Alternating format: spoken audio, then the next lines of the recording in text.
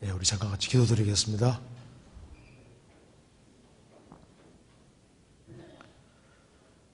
자비로우신 우리 아버지 하나님, 오늘 이 귀한 시간 허락해 주신 것을 감사합니다.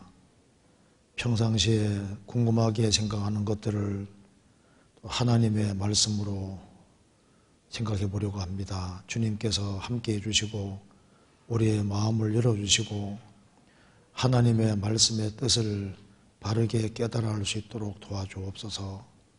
저희들 다 주 안에서 귀하게 쓰임받을 수 있도록 저희를 더욱 도와주시고 인도해 주옵소서.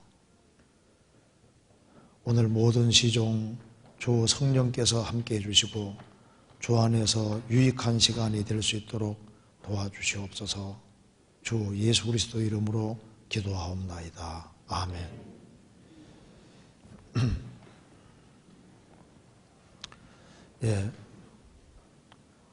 여기에 좀 좋은 질문들이 아주 많이 나와 있습니다. 그래서 시간이 되는 대로 좀 생각을 해보겠습니다. 자, 먼저 여기에 나온 질문을 제가 먼저 읽어보겠습니다. 질문이 참 좋은 질문 같아서 첫 번째로 여기에 골랐습니다. 제가 읽어보겠습니다. 전도할 때 전도 대상자를 데려오는 것은 우리가 해야 할 일이지만 이후에 구원받는 것은 하나님께서 담당하신다고 알고 있습니다. 그래서 많은 영혼을 데려오려고 많은 기도를 합니다. 집회가 진행되는 동안에도 기도를 하는데 말씀 듣는 분이 중간에 빠지거나 구원을 받지 못하게 되면 내 기도가 약했나 보다, 내가 바르게 살지 못했나 보다 하는 생각에 자책감이 들 때가 있습니다. 전도 집회 기간 동안 인도자의 기도나 마음 상태, 생활 자세, 예를 들면 죄를 짓는 것, 생활 자세와 말씀 듣는 분 구원받는 것과 관계가 있을까요? 영혼이 구원받는 것은 하나님 책임이며 하나님이 그 영혼을 불쌍히 여기신다면 인도자의 기도나 생활과 관계없이 구원을 받게 해주셔야 한다고 생각합니다. 제가 어디까지 책임을 지고 자책 반성을 해야 하는지 궁금합니다. 이거 정말 공감하는 질문이죠. 이거 굉장히 우리가 생각을 해볼 만한 정말 좋은 질문이라고 생각을 합니다. 같이 한번 생각을 해봅시다. 이게 이제 전도할 때 전도 대상자를 데려오는 것은 우리의 해야 할 일이지만 이후에 구원받는 것은 하나님께서 담당하신다고 알고 있습니다. 그래서 많은 영혼을 데려오려고 많은 기도를 합니다. 그렇죠? 전도할 때 전도 대상자를 데려오는 것은 우리가 해야 될 일이지만 여기까지 생각해 봅시다. 이거 맞죠?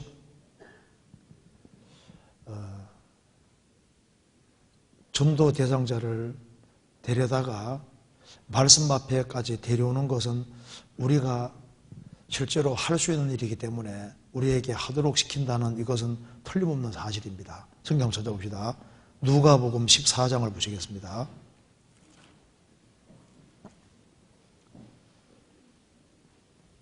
(14장) 16절입니다.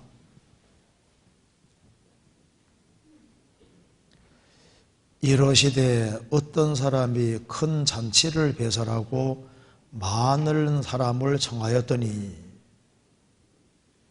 21절 종이 돌아와 주인에게 그대로 고하니 이에 집주인이 노하여 그 종에게 이르되 빨리 시내의 거리와 골목으로 나가서 가난한 자들과 병신들과 소경들과 저는 자들을 데려오라 하니라. 종이 가로되 주인이여 명하신 대로 하여서되 오히려 자리가 있나이다. 주인이 종에게 이르되 길과 산울가로 나가서 사람을 강권하여 데려다가 내 집을 채우라. 어떤 사람이 큰 잔치를 베풀었습니다. 그래서 청한 사람들에게 이제 미리 사전에 통보를 한 겁니다. 청한 사람들에게 오라고 하니까 다 18절에 다 일치하게 사양했습니다. 그래서 한 사람은 나는 밭을 샀으니까 나는 못 가겠다. 나는 소 5결이 샀으니까 못 가겠다.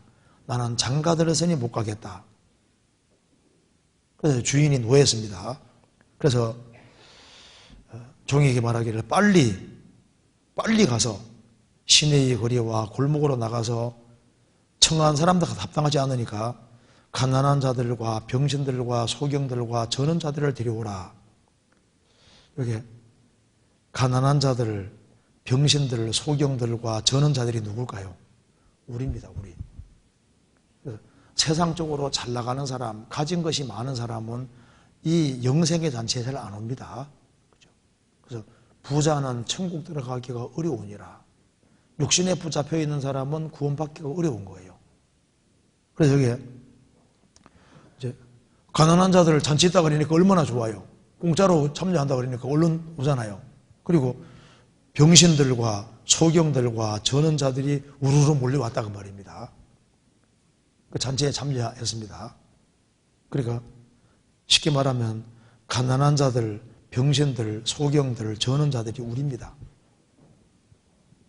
세상에서 보잘것없는 사람들, 그런 사람들이 복음 듣고 복음 깨우칩니다. 그래서 심령이 가난한 사람들이 대체로 구원받는 거예요. 그래도 빈자리가 많이 있으니까 주인이 종에게 이르되 길과 산울과로 나가서 사람을 강권하여 데려다가 내 집을 채우라. 그 강권이라는 건 원하지 않는 거지 않습니까? 자발적으로 오는 사람이 있는가 하면은 빨리 여기에 잔치가 있다고 오자 그러면 그냥 오고 싶으면 오는 사람도 있지만은 아예 올 생각이 없는 사람도 있잖아요. 그때 강권해서 데려다가 내 집을 채우라. 여기 이제 구원받으신 분 중에 전도 집회에 오고 싶어서 온 사람들이 생각보다 안 많을걸요? 그죠? 빗저릇이 쫄라서 대체로 강권을 통해서 어쩔 수 없이 말씀을 듣고 또 듣고 여러 번 들어서 보통 이제 구원을 받지 않습니까? 그렇죠? 그러니까 이제 여기 전도할 대상자를 데려오는 것은 우리가 해야 될 일이지만 우리가 해야 될 일이 맞잖아요. 하나님이 우리가 할 수 있는 것을 시키는 것이 맞다 그 말입니다. 그렇죠? 그래서 좋은 말로 해가지고 구원받기는 우리 시대가 아주 안 쉬운 시대가 되었습니다. 우리 몽골에 가보니까 몽골은 막 노방전도해도 막 쉽게 오잖아요. 그런데 이제 우리나라 같이 배부른 데는요, 그냥 좋은 세례 해가지고 오기가 쉽지 않아요. 그래서 한 사람이 이제 각 구원받으면 아는 사람들이 많으니까, 친한 인간관계가 맺어진 사람들이 많으니까 아주 오자 하면 딸려서 오기가 좀 수월하잖아요. 근데 인간관계가 아주 밀접하게 맺어지지 아니한 사람은 오라고 하면 한 번 데려오기도 이게 어렵다고요. 그래서 그 강권하여 데려다가 채우라. 이것은 데려오는 것이 우리가 해야 될 일에 속하니까 이렇게 말하는 것이 맞다 그 말입니다. 그렇잖아요. 누가복음 5장을 보시겠습니다. 5장 17절.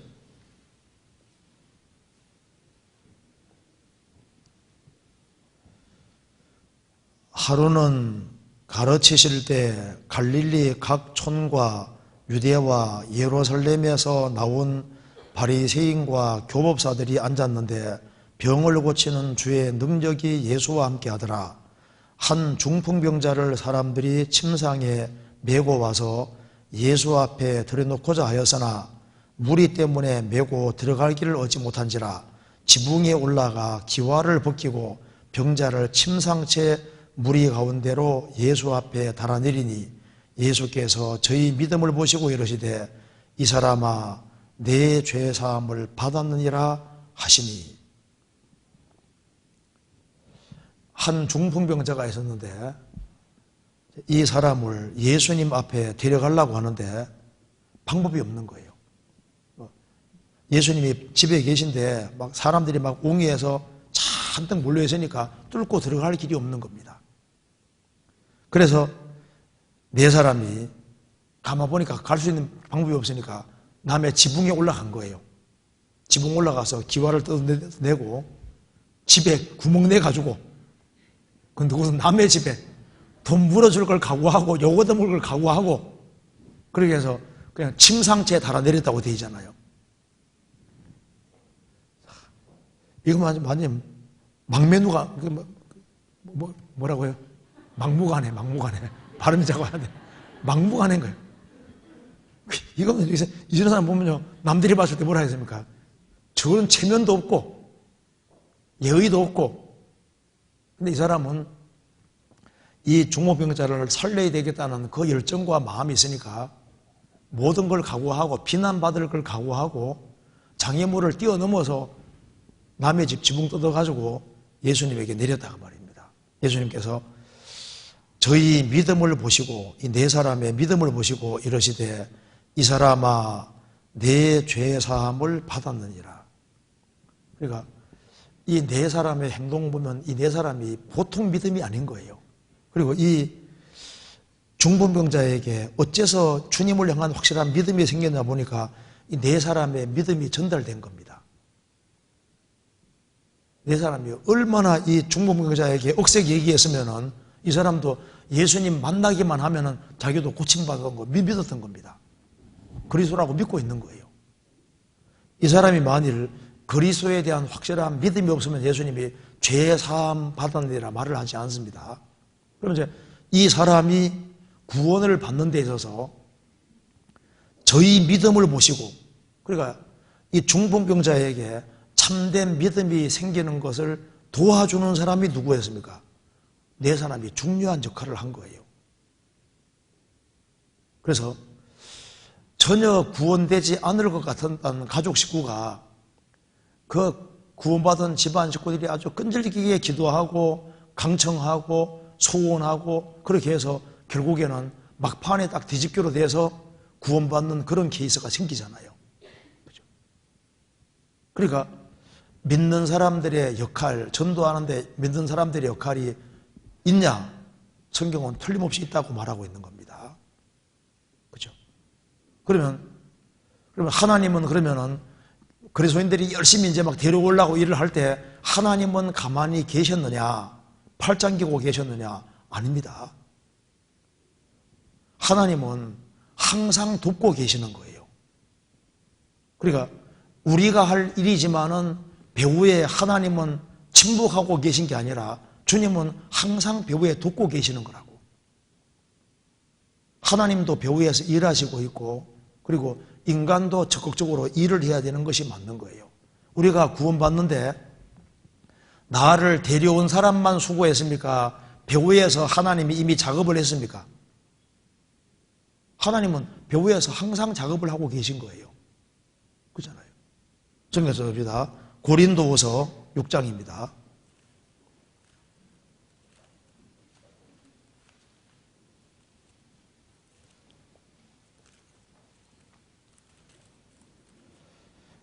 (1절)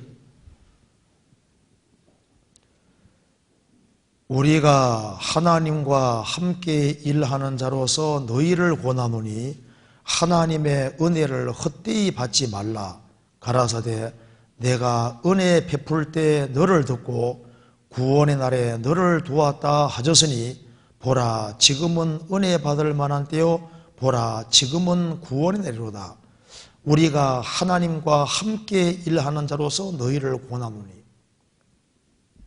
우리가 하나님과 함께 일하는 자라 했습니다. 하나님은 항상 일을 하고 계신데 성도들을 하나님이 동참을 시키시는 거예요. 이해되죠? 그래서 내가 은혜 베풀 때 너를 듣고 구원의 날에 너를 도왔다 하셨으니 하나님께서는 예수님 초림하시고 재림할 때까지 우리 배후에서 사람을 구원받도록 하기 위해서 배후에서 작업을 하시고 계속 돕고 계시는 거예요. 그러니까 사람을 데려오는 것은 우리가 할 일이지만 우리가 할 일인데 우리만 하는 것이 아니다 그 말입니다. 하나님도 배후에서 힘을 주시고 우리를 배후에서 돕고 계시는 거예요. 그래서 우리가 하나님과 함께 일하는 자로서 너희를 권하노니, 우리가 은혜를 받도록 하기 위해, 사람이 은혜를 받도록 하기 위해서 은혜 베풀 때 내가 너를 돕고 구원의 날에 너를 도왔다. 하나님이 직접 도우시는 겁니다. 그래서 그 사람이 태어날 때부터 구원 받을 때까지 하나님은 배후에서 다 돕고 계시고, 구원 안 받은 사람 배후에도 끊임없이 그 사람의 자유의지를 해치지 아니하면서 그 사람 인격을 존중하면서 배후에서 인격적으로 계속 말씀하시고 작업을 하고 계시는 거예요. 로마서 2장 보시겠습니다. 2장 4절.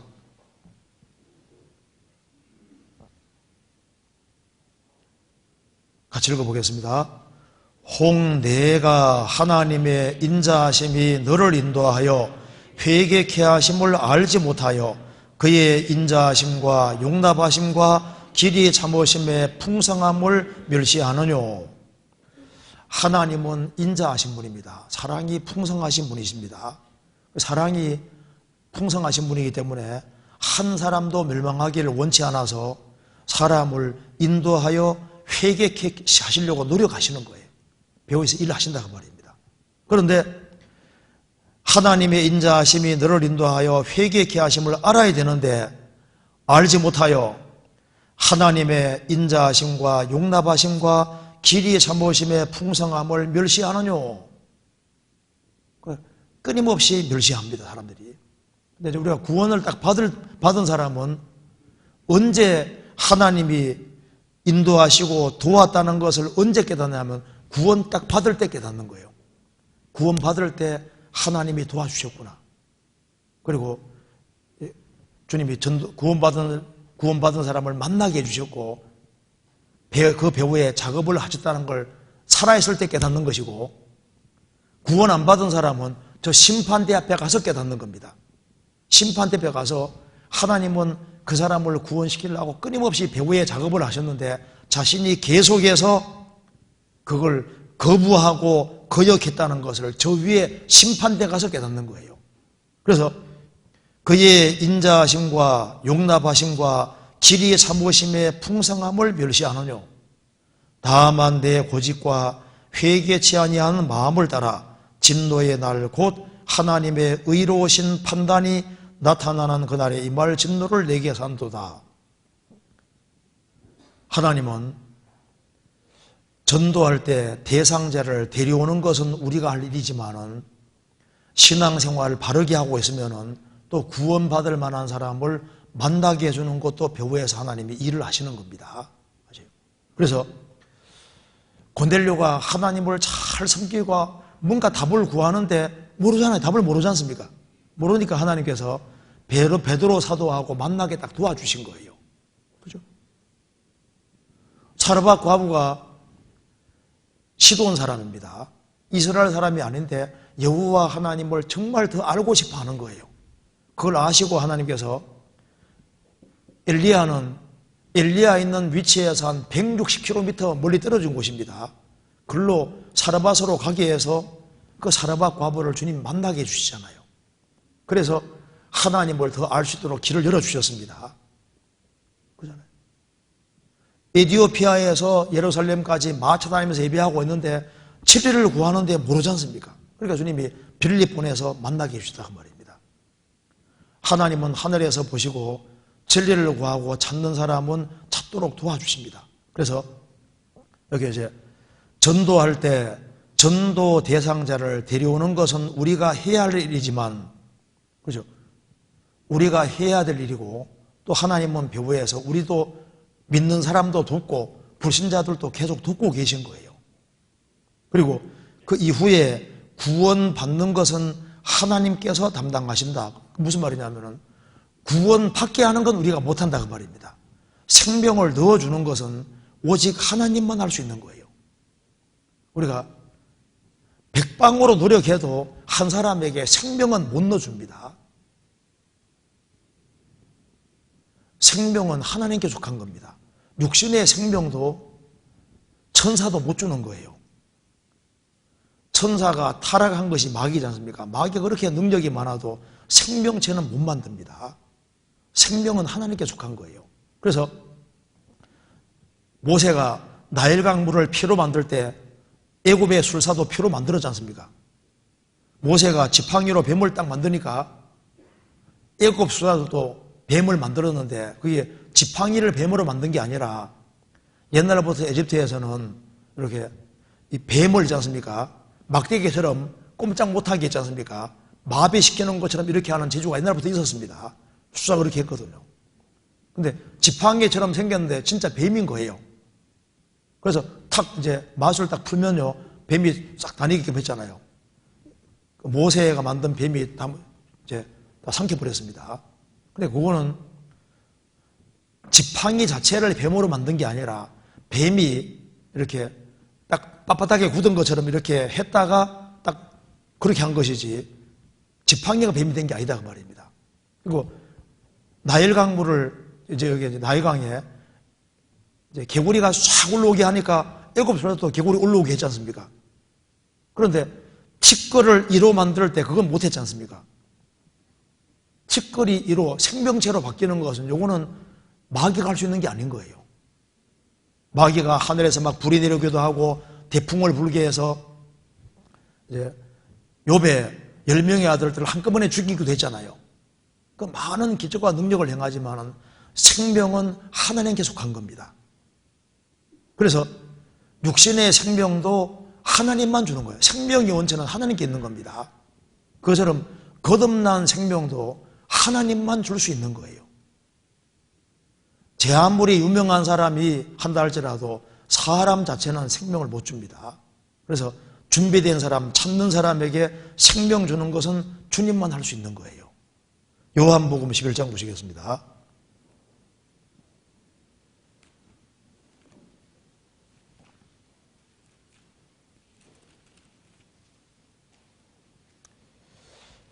(11장) 38절.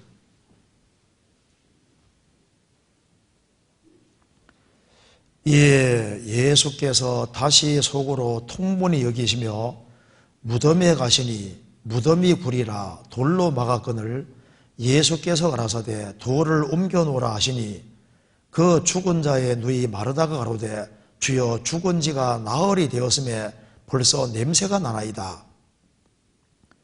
예수께서 가라사대 내 말이 내가 믿으면 하나님 영광을 보리라 하지 아니하였느냐 하신데 돌을 옮겨 놓으니 예수께서 눈을 들어 우러러 보시고 가라사대 아버지여 내 말을 들으신 것을 감사나이다. 항상 내 말을 들으시는 줄을 내가 알았나이다.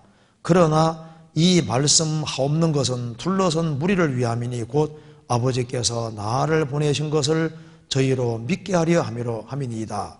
이 말씀을 하시고 큰 소리로 나사로야 나오너라 부르시니 죽은 자가 수족을 배로 동인체로 나오는데 그 얼굴은 수건에 사였더라. 예수께서 가라사대 풀어놓아 다니게라 하시니라. 이제 나사로가 죽어서 무덤 속에 집어넣고 굴을 딱 막은 겁니다. 돌로 막은 거예요. 예수님께서 돌을 옮겨 놓으라. 죽은 자의 누이 마르다가 말했습니다. 주여 죽은 지가 나흘이 되었으면 벌써 냄새가 나나이다. 요즘 옮겨놓으라고 했습니다. 무덤에 돌문을 옮기는 건 힘든 것이지만은 살아있는 사람에게 옮겨놓으라고 했습니다. 그리고 모든 사람 문 앞에서 예수님이 큰 소리로 나사로야 나오너라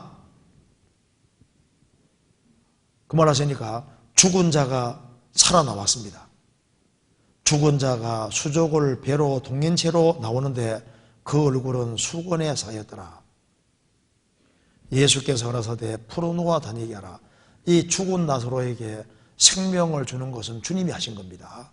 그것처럼 지금 구원 안 받은 사람들 주님 앞에 나오는데 돌문처럼 있지 않습니까? 꽉 막힌 것이 많이 있는 거예요. 그래서 주님을 직접 대면할 수 있도록 돌을 치우는 것을 우리가 알 수 있다 그 말입니다. 주님에 대해서 오해하는 생각이라든가 여러 가지 생각을 치워서 주님하고 그 사람하고 맞닥뜨릴 수 있도록 주님 앞에까지 데려다 놓는 요건 인간이 할 수 있는 일인 거예요. 그렇죠? 우리가 전도 집회 앞에까지 인도할 수 있고 말씀 앞에까지 인도할 수 있고 궁금한 것도 풀어주고 할 수 있지 않습니까?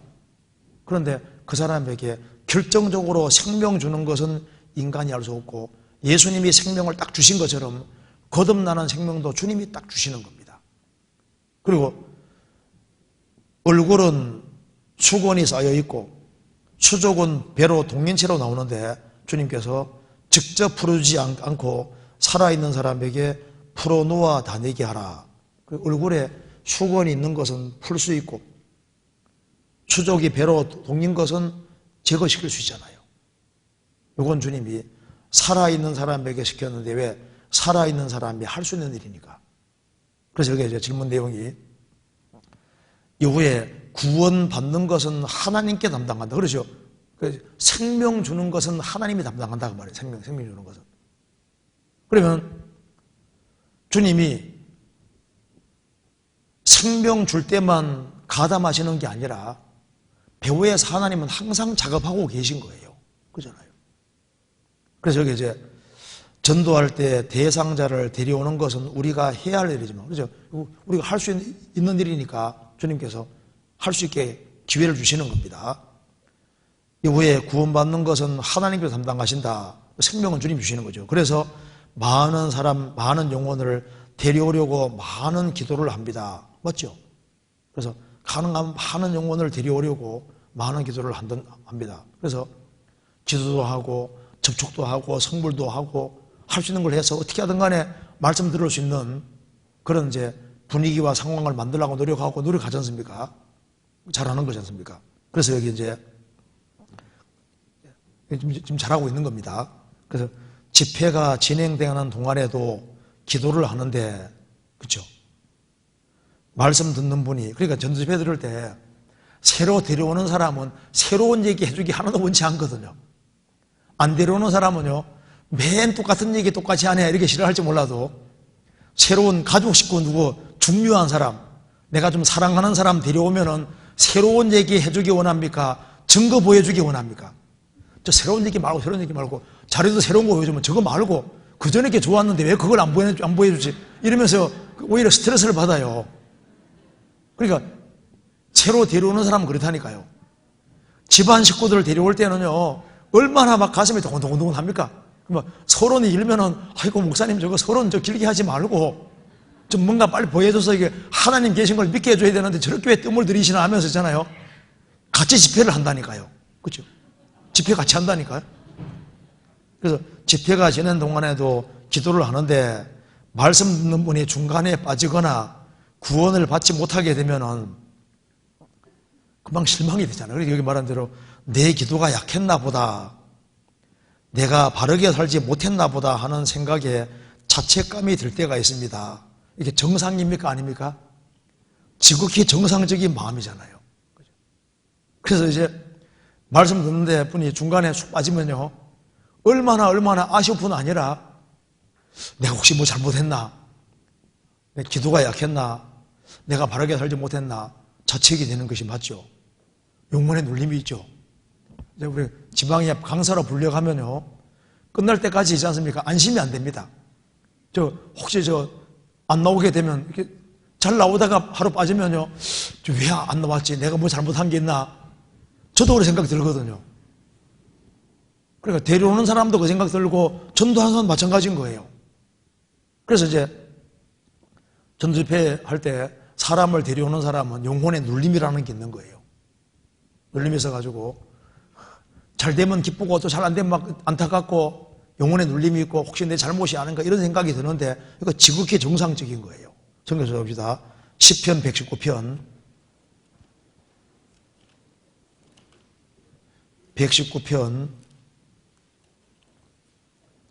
28절 같이 읽어보겠습니다. 나의 영혼이 눌림을 인하여 녹사오니 주의 말씀대로 나를 세우소서. 나의 영혼이 눌림을 인하여 녹사오니. 그래서 영혼의 관계가 될 때는 마음에 눌림이 있습니다. 그래서 말씀을 제대로 들으면 좋은데 하루만 듣고 그냥 빠져버리고 또 끝까지 잘 들었는데 또 구원이 안 되고 하면요, 거기에 대해서 영혼에 많은 눌림이 있고 그것 때문에 막 마음이 녹아내리고 이제 그런 것이 있고, 또 이제 집회할 때도 들쑥날쑥 하면요, 도대체 내가 뭘 잘못했나 뭐 이 생각이 막 듭니다. 강사도 그 생각 들거든요. 들 것 같아요, 안 들 것 같아요? 들죠? 상담 받으러 왔는데 이 사람이 구원이 안 되면요, 속에서 탄식이 나온다고. 아니, 내가 상담 안 하고 다른 사람이 있으면 구원 안 받았겠냐고 말입니다. 내가 강사로 불려가지 않고 다른 사람이 갔으면 혹시 구원받을지 어떻게 아냐고 말입니다. 그러니까 저도 집회하러 좀 자주 다니는 편인데 이게 편하지를 않아요. 진짜입니다. 편하지 않거든요. 왜냐하면 이게 농사 짓는 사람은 뭐 결실을 바라고 이렇게 농사를 짓는데, 농사가 좀 제대로 잘 되면 좋은데 안 되면 지 않습니까? 탄식이 나오잖아요. 이게 도대체 뭐냐고 말입니다. 그러니까 전도 집회 하는 강사가 제일 스트레스 받는다니까요. 제가 담임 목사가 돼 보니까 이제 집회 때 많이 오고 안 오고 하면 구원받은 식구들은 뭐 별로 스트레스 덜 받죠. 담임 목사는 마음에 부담이 엄청 많이 됩니다. 왜 이번에는 적게 왔지? 내가 뭘 잘못했지? 이런 생각이잖아요. 눌림이 있다니까요. 제가 부목사가 있을 땐 잘 몰랐거든요. 이번에 많이 왔구나, 적게 오구나, 이렇게 생각만 했는데, 이제 담임이 되고 나니까 좀 많이 오고 적게 오고, 또 구역이 또 잘 된다 그러면 좋고, 또 적게 온다 그러면 왜 그렇지? 이러면서 있잖아요. 훨씬 부담들이 많이 있고, 마음에 눌림이 있다는 말이 맞는 거예요. 그래서 여기에 자책감이 든다. 이게 정말 좋은 자세입니다. 이 말이 맞는 거예요. 그리고 전도 집회 기간 동안에 인도자의 기도나 마음 상태, 생활 자세, 예를 들면 죄 짓는 것과 말씀 듣는 분의 구원받는 것과 관계가 있을까요? 있을까요? 없을까요? 당연히 있죠. 이걸 한 사람이 구원받고 안 받는 것에 대해서 우리가 간접 책임이 있다는 말이 맞는 거예요. 말씀을 듣는 사람도 책임이 있지만은 인도하는 사람도 상당한 책임이라는 게 있거든요. 그렇죠? 그래서 그 사람이 구원받는 것과 관계가 있을까요? 있어요. 그리고 이제 상담을 할 때도 상담을 데려오는 사람도 그렇고 말씀 듣는 사람 태도도 그렇고 또 그리고 상담해 주는 분도 관계가 있습니다. 왜? 이 사람하고 상담할 때는 구원이 안 되는데 이 사람하고 상담할 때는 구원이 되거든요. 왜 그러냐고 말입니다. 주님이 또 사람을 또 사용하는 사람이 또 있다고요. 무슨 말이 되세요?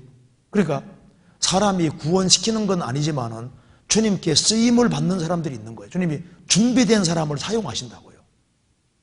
생각해 봅시다. 디모데후서 2장입니다.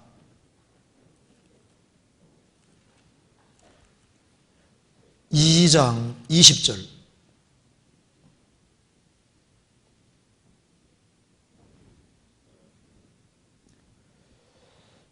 큰 집에는 금과 은의 그릇이 있을 뿐 아니요 나무와 질그릇도 있어 귀 쓰는 것도 있고 천이 쓰는 것도 있나니 그러므로 누구든지 이런 것에서 자기를 깨끗하게 하면 귀 쓰는 그릇이 되어 거룩하고 주인의 쓰심에 합당하며 모든 선한 일에 예비함이 되리라. 큰 집에는 여러 종류의 그릇이 있는데 주님은 깨끗한 그릇을 사용하시기 때문에 그러므로 누구든지 이런 것에서 자기를 깨끗하게 하면 귀 쓰는 그릇이 되어 거룩하고 주인의 쓰심에 합당하며 모든 선한 일에 예비함이리라. 그래서 자신을 다 구별시키면은 주님이 선한 일에 예비함이 돼서 선한 일에 주님이 그런 사람을 사용하시는 거예요. 주님이 사람을 도구로 사용하시는 것이 맞다 그 말입니다.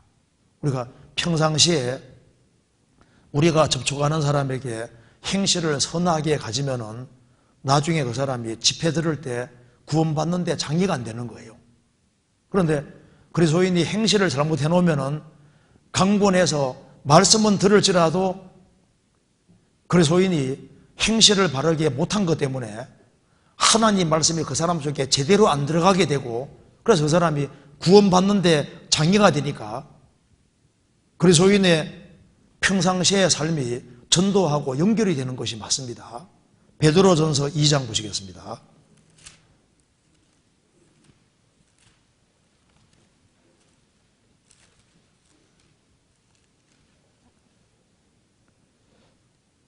베드로전서 2장 11절 12절입니다.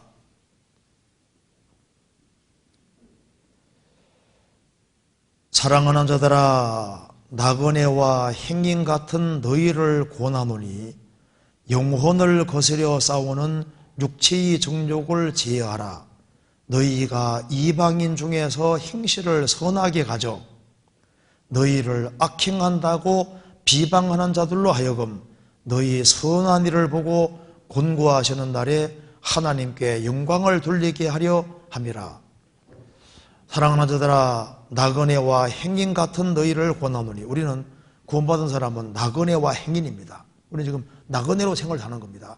구원받지 아니한 사람은 이 세상의 영구 정착지입니다. 우리는 잠깐 거쳐가는 거예요. 나그네와 행인 같은 너희를 권하노니 영혼을 거스려 싸우는 육체의 정욕을 제하라. 그래서 육신대로 행하고 만일 영혼 거스려 싸우는 육체의 정욕을 제어하지 아니하면은 주변 사람에게 좋은 이미지를 안 갖게 만들면은 문제가 생기는 겁니다. 12절에 너희가 이방인 중에서 행실을 선하게 가져 너희를 악행한다고 비방하는 자들로 하여금 너희의 선한 일을 보고 곤고하시는 날에, 곤고하시는 날이란 말이 쉬운 말로 말하면은 하나님이 방문하시는 날입니다. 하나님이 그 사람에게 구원시켜 주려고 하나님이 개입하시는 날입니다. 하나님이 개입하시는 날에, 그래가지고 하나님이 언제 방문하시냐면 전도 집회에 들을 때 방문하시잖아요. 그 사람이 하나님 말씀을 듣게 준다는 것은 그 사람을 구원시키려고 하는 겁니다. 방문하시는 날에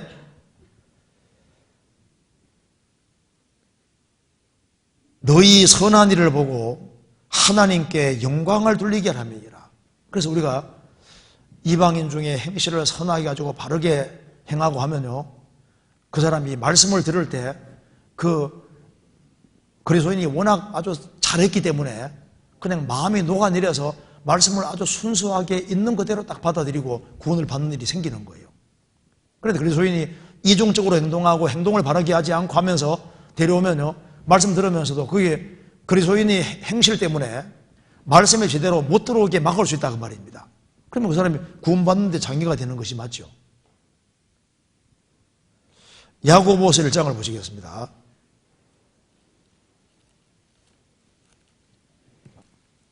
(1장 19절) (19절 20절) 같이 읽어보겠습니다. 내 사랑하는 형제들아, 너희가 알거니와 사람마다 듣기는 속히 하고 말하기는 더디하며 성내기도 더디하라. 사람의 성내는 것이 하나님의 의를 이루지 못함이니라. 성질을 잘 내는 사람, 화를 잘 못 참는 사람, 그런 것이 주변 사람 전도하는데 굉장한 장애가 실제로 됩니다. 그리고 한 사람을 전도하는 데 있어서 그 사람을 위해서 기도를 많이 해주고 안 해주고가 분명히 차이가 있어요. 상담받으러 왔는데 이 사람을 위해서 평상시에 잘 선을 행하고 이 사람에 대해서 정말 진심으로 기도하고 이렇게 했으면 그 기도가 싹 쌓여 올라가서 집회 들을 때 그 기도 같이 싹 내려와서 그 사람이 말씀 듣고 구원받는 일이 생기는 거예요. 성경 요한계시록 5장을 보시겠습니다.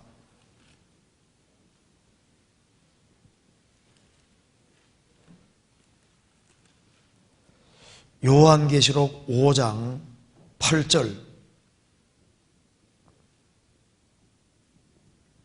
같이 읽어보겠습니다.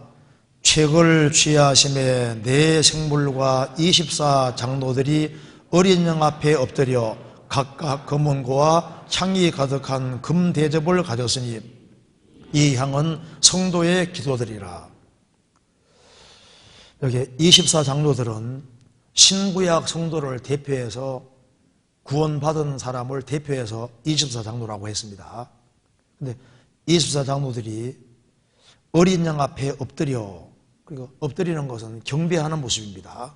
그리고 이 24장로들이 두 가지를 가지고 있었지 않습니까? 하나는 금은고고 하나는 향입니다.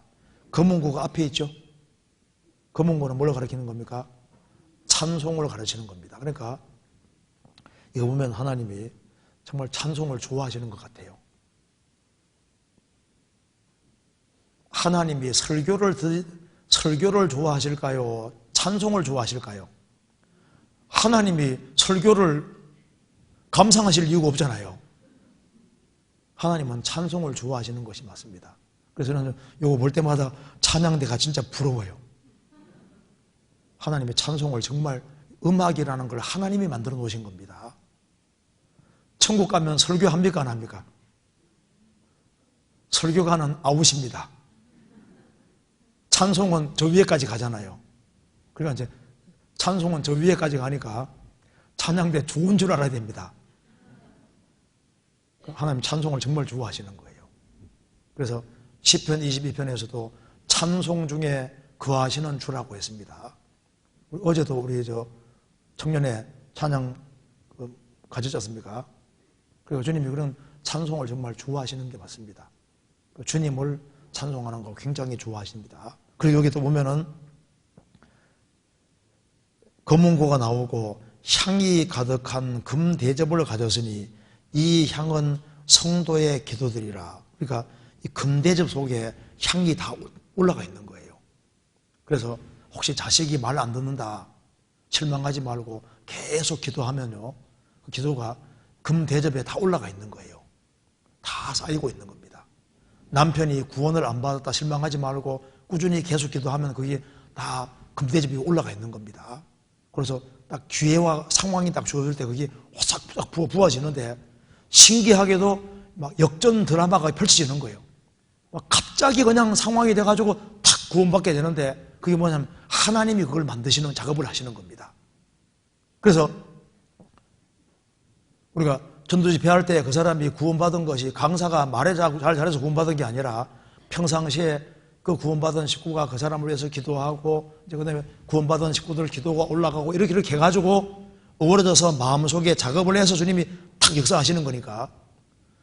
그리스도인의 여기 이제 질문 중에 인도자의 기도나 마음 상태, 생활 자세와 구원과 관계가 있느냐? 관계가 있고 말고죠. 관계가 있습니다. 그래서 항상 기도하고 낭망치 말아야 된다. 왜냐하면 주님께서는 그 간절한 그 소원과 기도를 아시고 이게 계속 올라가고 있는 거예요. 그걸 딱 모아가지고 주님이 일을 하신다고 말입니다. 그리고 다른 영혼들이 구원받는데 그리스도인의 삶과 분명히 관계가 있습니다. 저도 이제 전도를 다녀보면서 알은 것 중에 하나가 이 말이 틀림없이 맞습니다. 찾아봅시다. 요한복음 13장입니다. 요한복음 13장 34절 보시겠습니다. 34절, 35절 같이 읽겠습니다. 새 계명을 너희에게 주노니 서로 사랑하라. 내가 너희를 사랑한 것 같이 너희도 서로 사랑하라. 너희가 서로 사랑하면 이로써 모든 사람이 너희가 내 제자인 줄 알리라. 새 계명을 너희에게 주노니 서로 사랑하라. 내가 너희를 사랑한 것 같이, 주님 우리를 사랑한 것 같이 너희도 서로 사랑하라. 너희가 서로 사랑하면 모든 사람이 너희가 내 제자인 줄 알리라. 그래서 구역 식구들도 정말 서로 모이기 좋아하고 서로 사랑하고 정말 서로 하나 되면요, 주님이 모든 사람이 너희가 내 제자인 줄 알리라. 그 말은 저 사람이 그리스도의 제자구나 그것만 하는 게 아니라 그들을 통해서 구원받게 될 걸 말씀하시는 거예요.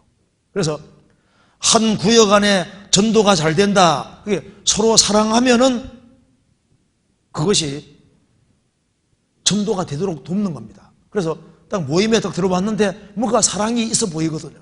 그러면 사람들이 마음에 딱 녹아내려서 말씀을 잘 듣고 구원받는 거예요.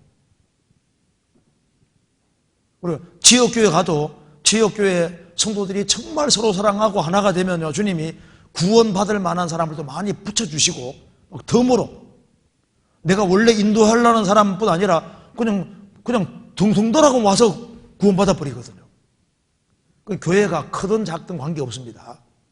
교회가 작아도 그 구원받은 식구들이 정말 서로 사랑하면요, 주님이 주변 사람들이 야, 저 사람들 정말 훌륭한 사람들이다. 그들은 정말 서로 사랑한다.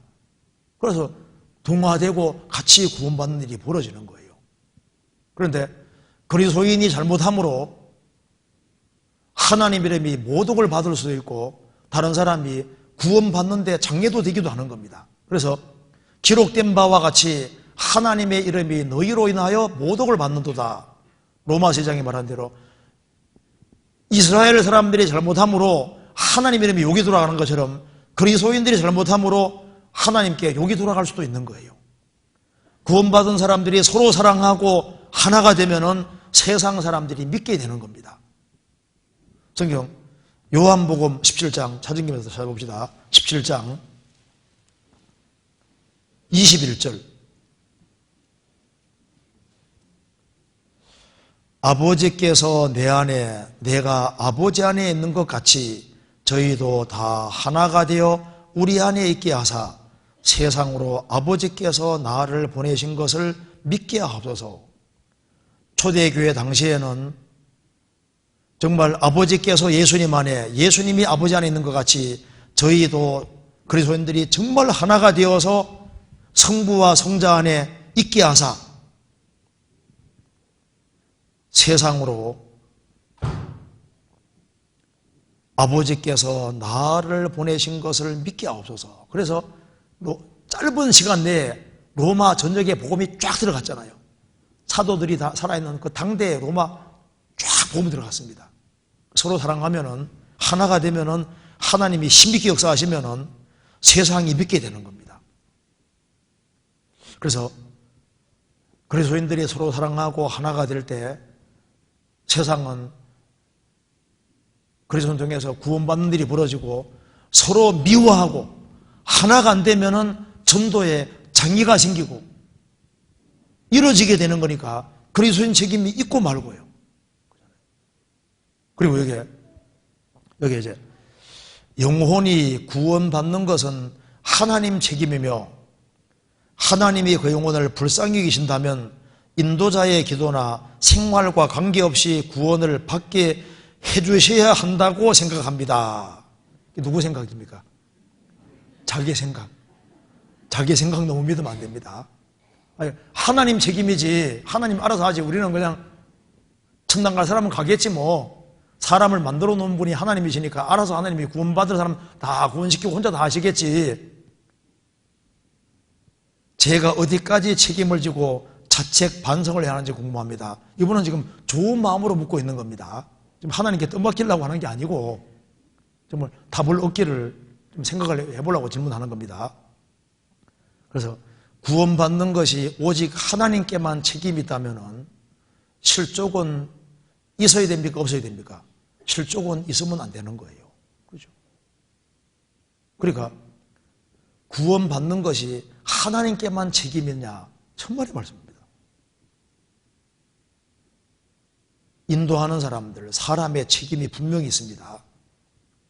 하나님은 준비된 사람을 구원하시는데 준비시키는 과정에서 인간의 역할이 들어가는 거예요. 그래서 사람이 이루어지는데 인간의 책임이 없느냐? 믿는 사람 잘못으로 다른 사람이 넘어지는 일이 없느냐? 있습니다. 성경 찾아봅시다. 마태복음 23장 15절 보시겠습니다.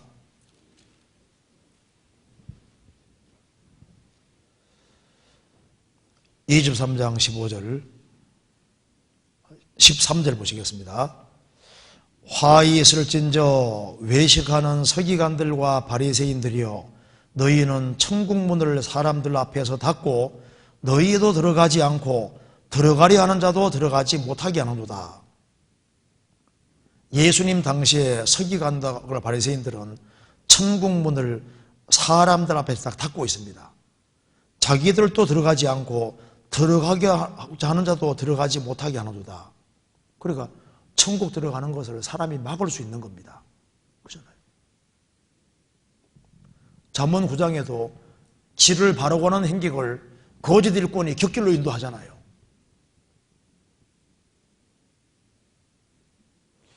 여기에 인간의 책임이라는 것이 있습니다. 아브라함이 318명의 사람을 할례받게 하고 하나님께 속하게 할 때 롯은 소돔에 있었잖아요. 아브라함은 적어도 롯은 10명은 인도했을 거라고 생각했습니다. 그래서 하나님 소돔 멸망시켰는데 의인 50명 있으면요 용서해 주겠다. 45명은요 30명은요 20명은 10명까지 내려갔잖아요. 아브라함이 생각해 봤을 때 적어도 10명은 될 거라고 안심하고 있었다니까요. 그런데 전도는커녕 자기 신앙도 제대로 못 지키고 있는 거예요. 아내는 세상적인 사람이 돼 있고 두 딸은 소돔 고모라에 살면서 완전히 오염돼 가지고 소돔 고모라에서 나왔을 때 아버지에게 술 먹여서 동침해서 모압과 암몬을 낳고 이스라엘 대대의 대적이 되잖아요. 그러니까 적어도 10명은 전도했을 거라고 생각했는데 롯이 정신을 차리고 아브라함과 계속 연결되면서 바르게 행했다면은 소돔이 그렇게 빨리 안 망합니다. 그러니까 책임이 있는 거예요. 예루살렘에 의인 한 명 있으면은 예루살렘 멸망이 지연되는 겁니다.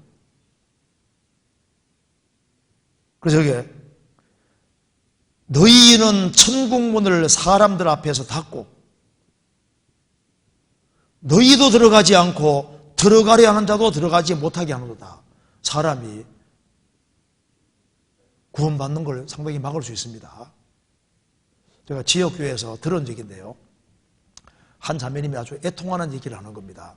자기 자매님 아버님이 식당을 경영했는데 한 목사님이 이렇게 찾아와서 식사를 자주 했답니다. 그래서 목사님인 줄 알고 참 대접을 좀 잘해주고 이렇게 음식 하나라도 더 얹어주고 이렇게 하면서 좀 친하게 됐는데 어느 날 아버지 집에 불이 난 거예요. 식당이 불이 난 겁니다. 홀랑 태워버린 거예요.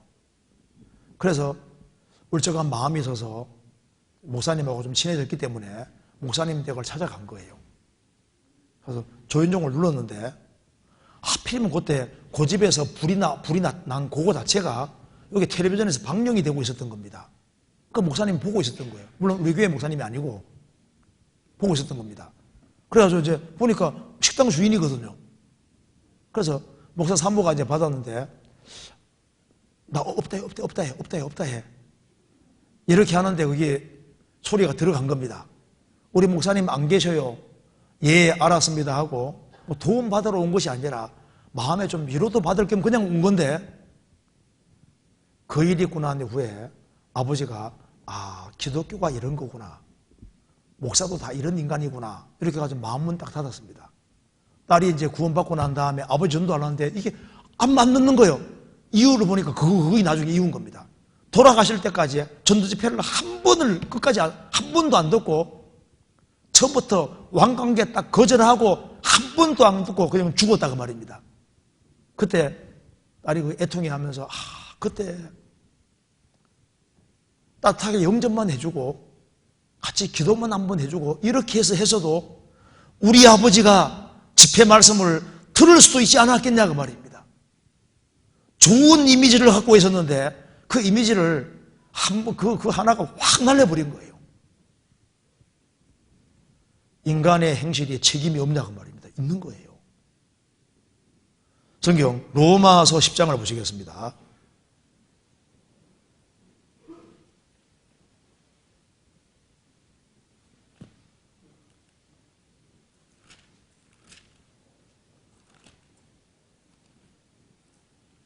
(10장) 14절 그런즉 저희가 믿지 아니하는 일을 어찌 부르리요? 듣지도 못한 일을 어찌 믿으리요? 전파하는 자가 없이 어찌 들으리요? 보내심을 받지 아니했으면 어찌 전파리요? 기록된 바 아름답도다 좋은 소식을 전하는 자들의 발의함과 같으니라. 예수님 이름을 부르려면 믿어야지 부르는데 듣지도 못한 일을 어찌 믿으리요? 믿어야 부르는데 들어야지 믿지. 전파하는 자가 없으니 어찌 들으리요? 보내심 받지 않았으면 어찌 전파리요? 보내심 받은 사람이 전파하는 것을 듣고 믿어서 부르는 거다 그 말입니다. 그러니까 아름답도다 좋은 소식을 전하는 자들의 발의함과 같으니라. 그래서 전파하는 자가 없으니 어찌 들으리요? 그래서 전파하는 사람이 입 딱 다물고 있으면 멸망으로 자동으로 가게 만드는 게 되는 거예요. 그래서 한 사람이 멸망했을 때 하나님만 책임 있고 내 책임이 없느냐? 그 사람만 책임 있고 내 책임 없느냐? 책임이 있다 그 말입니다. 잠언 24장 보시겠습니다. 잠언 24장 11절.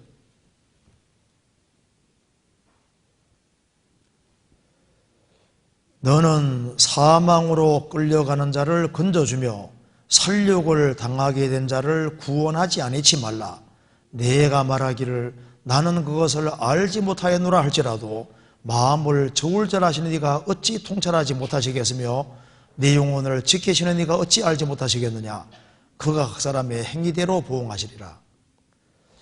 너는 사망으로 끌려가는 자를 건져주며 살육을 당하게 된 자를 구원하지 아니치 말라. 그 사람이 사망으로 죽고 살육 당하게 되면 나는 책임 없다. 하나님은 마음을 저울질하시고 영혼을 지키시는 이기 때문에 아시고 행한 대로 보응할 것을 말씀하신 겁니다. 그래서 이사야 62장 보면은 너희는 쉬지 말며 여호와로 쉬지 못하시게 하라. 그래서 이 인간의 역할이라는 것이 중요한 겁니다. 우리가 입을 열지 아니하면은 망하는 게 맞는 거예요. 우리가 구원받았을 때도 누군가가 우리에게 입을 뗐기 때문에 우리가 말씀 듣고 구원받은 것처럼 인간의 역할이 중요한 것이 맞다고 말해요. 그래서 여기에 영혼이 구원받는 것은 하나님 책임이며 영혼이 구원받는 건 자기 책임인 거예요. 불신자들. 열린 세상에 태어나기 때문에 일생 살아가면서 하나님을 찾지 않아서 멸망하면 자기 책임이 되는 거예요. 그 사람이 지옥 가는 것이 하나님 책임이냐 그 말입니다. 아니죠. 하나님 책임이면 하나님이 재판할 수 없습니다. 하나님은 재판할 때 절대 억울하게 재판할 리가 없습니다. 하나님은 선하신 분이기 때문에 그 사람이 이뤄지는 것이라든가 심판받는 것에 대해서 불의가 있을 수가 없는 거예요. 그래서 영혼을 생명을 주는 것은 하나님이 하시는 일이다 그 말입니다. 그 사람이 구원을 받지 못한다든가 이런 것이 그 사람 자신에게 책임이 있는 거예요. 그리고 구원받은 사람도 일조를 할 수가 있는 거라니까요. 하나님이 그 영혼을 불쌍히 여기신다면 인도자의 기도나 생활과 관계없이 구원을 받게 해주셔야 한다고 생각합니다. 이렇게 생각하면 안 됩니다. 자기 생각인 거예요. 열왕기하 7장에 보면은 이제 엘리사 당시에 막 성에 막 지근이 심해서 사람까지 잡아먹었지 않습니까? 자녀 고기까지 먹었잖아요. 그런 상황인데 문둥병 든 사람 4사람이 우리 어차피 죽을 때니까 투항하자 하고서 이제 투항하러 갔는데 보니까 적전에 가보니까 저기 다 도망가 버린 거예요. 그래서 막 시컷 먹고 감추고 했는데 막 물자가 너무 많은데 여기는 굶어 죽고 있거든요. 그때 뭐라 했습니까? 우리 소위가 선치 못하도다. 여기는 굶어 죽고 있는데 우리가 우리 것만 챙기면은 틀림없이 우리에게 화가 미칠 것이다. 그렇게 해서 가서 이제 적이 도망갔다는 걸 알려주고 그래서 지근에서 해방시켜 주잖아요. 만일 우리가 이 좋은 날 잠잠하면은 우리에게 화가 미칠 것이다. 이 귀한 복음이 있는데 이거 전해주면 사는데 그걸 전하지 않아서 그 사람이 이뤄진다면 책임이 없느냐? 책임이 있다고 말입니다. 열왕기하 7장 한번 찾아봅시다. 열왕기하 7장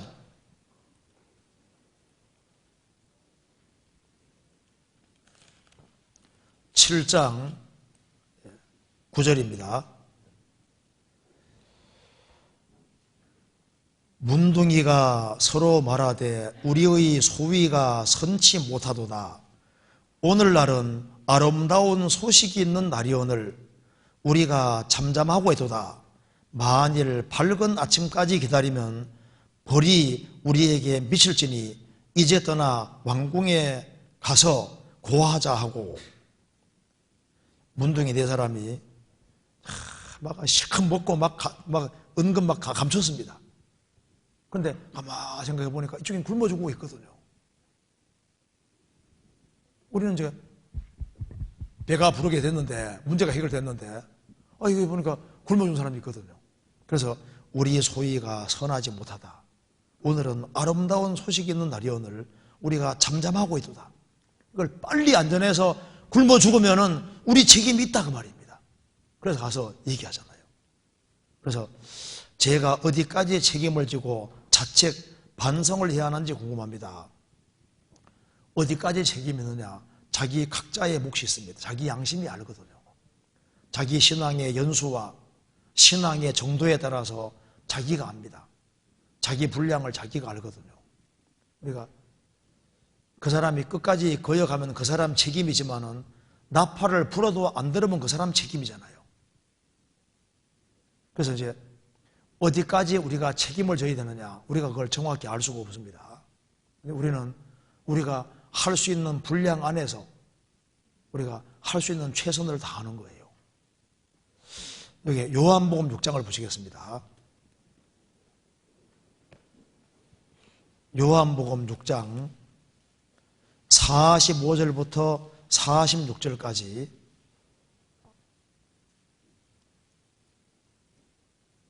같이 한번 읽어보겠습니다.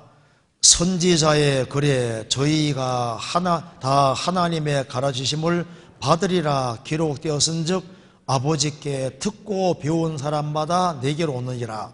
이는 아버지를 본 자가 있다는 것이 아니라 오직 하나님에게서 온 자만 아버지를 보았느니라. 이거 봅시다. 여기에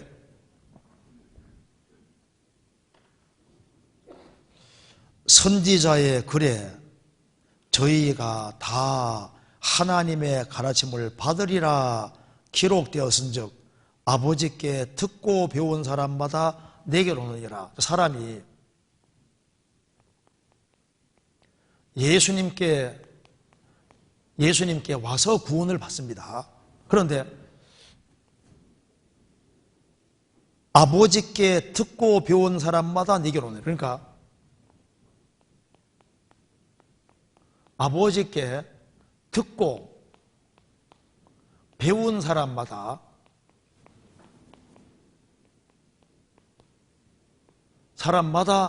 내게로 오느니라 했습니다. 그러면 여기 아버지께 듣고 배운 사람마다 내게 온다. 이 말은 46절에 이는 아버지를 본 자가 있다는 것이 아니라 오직 하나님에게 온 자만 아버지를 보았느니라. 그러니까 아버지께 듣고 배운다는 것은 아버지를 본 자가 있다는 의미는 아니다. 아버지 본분은 예수님밖에 없다고 말입니다. 그러면은 아버지께 듣고 배운다는 뜻이 뭐냐? 아버지가 내려준 말씀. 그래서 선지자의 글에 저희가 다 하나님의 가르침을 받으리라 기록되었은즉 아버지께 듣고 배운 사람마다 아버지께 듣고 배운다는 것은 하나님 아버지는 말씀으로 자신을 나타내셨지 않습니까? 그래서 아버지께 듣고 배운다는 것은 말씀을 듣고 배우는 사람이 예수님께 온다 그 말입니다.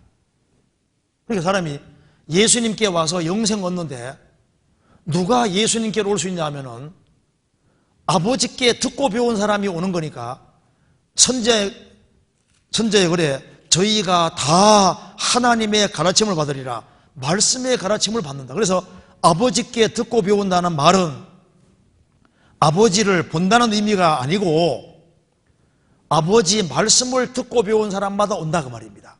그러니까 우리가 주변에 사람들이 있을 때 사람을 예수님께로 인도할 때 우리가 말씀 앞으로 데려오는 역할을 하는 거예요. 그죠? 그래서 말씀을 데려오는 역할을 해서 말씀을 듣고 배우는 사람이 예수님께 올 수 있는데, 이제 듣는 사람이 듣는데 삐딱하게 들으면 못 배우거든요. 건성으로 들으면 못 배우잖아요.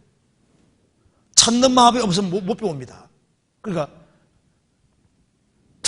듣는데 간절한 마음으로 듣고 그 속에서 뭔가 진리를 깨우치기를 원하는 마음으로 배워야 되는데 잘못 들으면은 잘못 배우잖아요. 그러니까 제대로 듣고 배워야 되는데 뭘 배워야 되냐면 하나님 계신 것을 배우고 자신이 죄인인 것을 배우고 지옥 갈 운명이라는 걸 깨닫고 복음이 뭔지를 정확히 깨닫고, 그래서 듣고 제대로 배운 사람이 예수님께 온다 그 말입니다.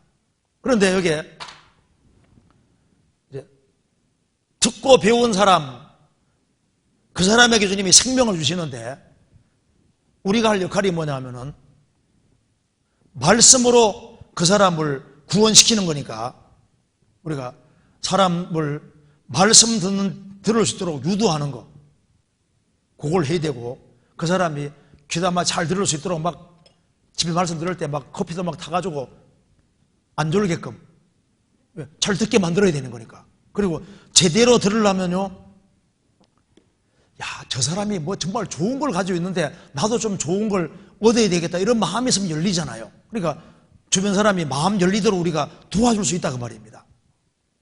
그런데 그럼에도 불구하고 자기가 끝까지 원치 않는 사람이 있습니다. 끝까지 안 배우고 제대로 안 배우거든요. 끝까지 삐딱하게 듣는 사람이 있습니다. 그런 사람 못 배우니까 주님께 못 온다고요. 그래서 이제 우리가 할 일은 우리가 할 수 있는 것 최선 다해서 하는 거고, 결과는 주님께 맡기는데 우리가 주변 사람에게 비난받을 일이 없도록, 그리고 우리가 할 수 있는 만큼 믿음의 분량 안에서 이렇게 조심스럽게 이제 전도하고 이렇게 하는 겁니다. 그래서 중요한 것은 평상시에 잘하는 게 참 중요한 겁니다. 평상시에. 그리고 평상시가 이게 씨를 뿌리고 있는 게 되는 거예요. 평상시에. 그렇게 해서 어떻게 하든 간에 주님 부모를 잘 인도해야 되겠습니다. 질문 하나가 길었는데요. 이게 좀 중요한 질문이기 때문입니다. 그래서 구원받은 사람 중에 혹시 내가 뭐 전도 안 해도 뭐 구원받으면 다 받을 거야, 이렇게 한가하게 생각하면요, 그게 육신적인 생각이라는 걸 알아야 됩니다. 내 집안 식구가 구원 안 받았는데 내 책임 없다, 이렇게 생각하면 안 된다니까요. 내가 접촉하는 사람들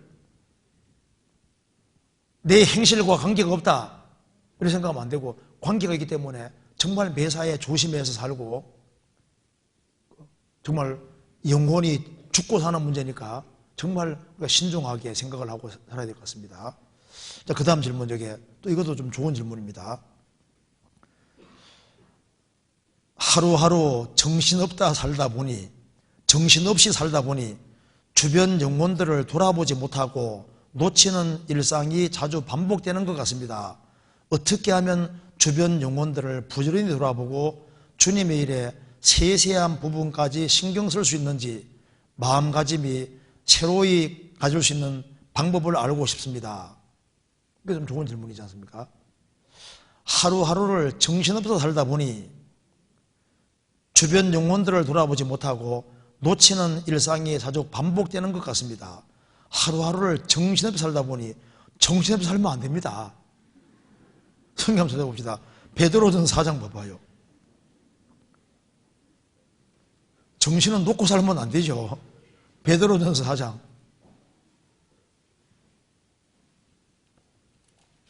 (4장) 7절입니다. 만물의 마지막이 가까웠으니 그러므로 너희는 정신을 차리고, 근신하여 기도하라. 정신을 차리고. 군대 귀신 들린 사람이 제정신이 아니었다가 예수님을 만나고 어떻게 했습니까? 정신이 온전하여, 정신이 온전해지니까 내가 무덤 사이에 있네. 정신이 온전해지니까 옷을 벗은 줄 알고 옷을 입었다고 성경에 나오잖아요. 정신을 바짝 차려야 됩니다. 그리고 우리 시대는 신앙이 망가지기가 정말 지운 시대입니다.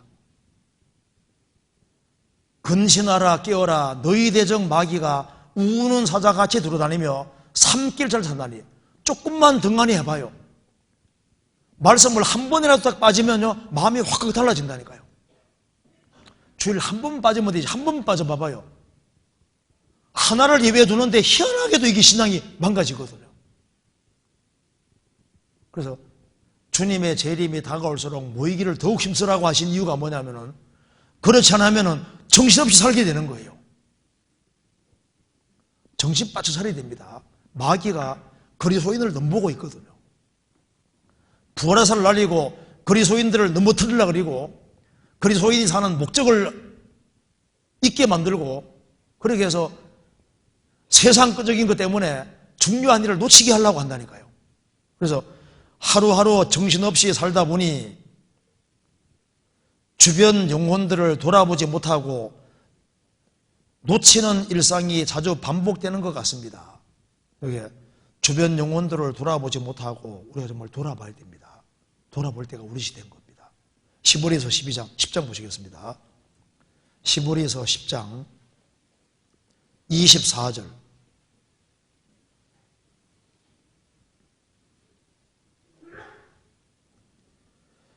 서로 돌아보아 사랑과 선행을 격려하며 모이기를 피하는 어떤 사람들의 습관과 같이 하지 말고 오직 권하여 그날이 가까움을 볼수록 더욱 그리하자.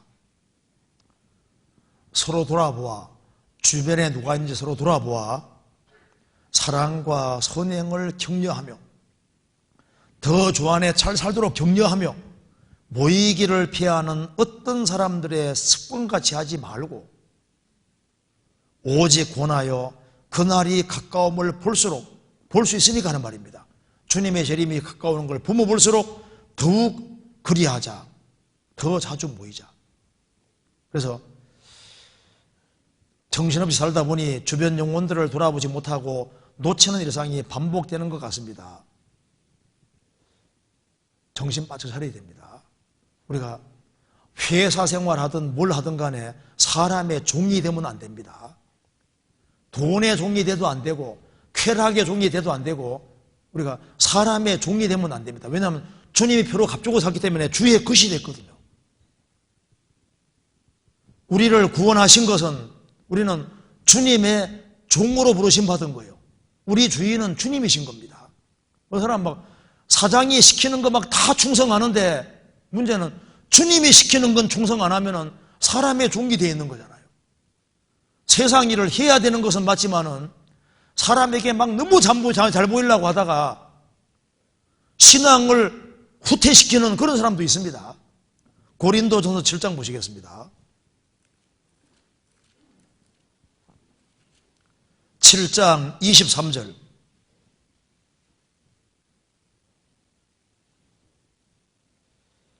같이 읽겠습니다. 너희는 값으로 사신 것이니 사람들의 종이 되지 말라. 예수님이 핏값으로 사신 바 된 사람이니까 너희는 사람들의 종이 되지 마라. 이 말은 직영생활 하지 말란 말이 아닙니다. 직영생활도 해야 되지만은 사람들의 종이 돼서 사람이 시키는 건 다 하면서도 주님 앞에서 자기가 해야 될 도리를 망각하는 것은 사람의 종이 되어 있는 거예요. 그래서 어떻게 하면은 주변 영혼들을 부지런히 돌아보고 주님의 일에 세세한 부분까지 신경 쓸 수 있는지, 마음가짐을 새로이 가질 수 있는지 방법을 알고 싶습니다.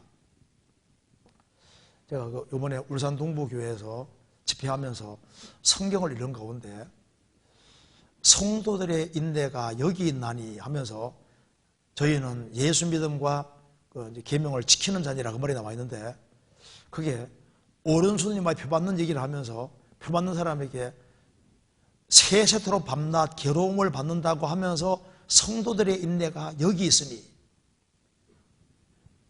7년 혼란 속에서 유대인 중에 구원받은 사람이 붙잡히면 얼마나 고문 같은 게 심하겠습니까? 그래도 그걸 다 참고 견디면서 죽는다 그 말입니다. 왜? 이 세상의 어떤 고통보다 더 무서운 지옥 고통이 기다리고 있으니까 밤낮 쉬지 못하는 불과 여왕이 사는 곳에 들어가니까 그걸 확실하게 믿는 사람은 어떤 고민이고 다 이긴다 그 말입니다.